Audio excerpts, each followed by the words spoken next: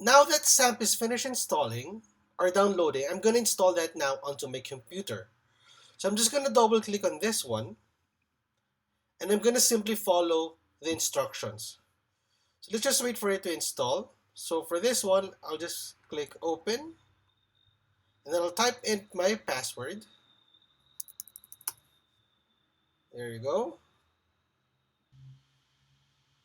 And let's go ahead and set it up on our computer. So click next. Also, I'm just going to check everything. Click next and then next. Just click on next and so on. So this is free. And as you would see, SAMP is now beginning to install. So again, just click next again. Let's just wait for this one to finish. So I'm going to pause the video and after this installs, let's see what happens. Now that that is installed, we're going to now launch SAMP. So I'm just going to close all my windows just to make it cleaner. Okay?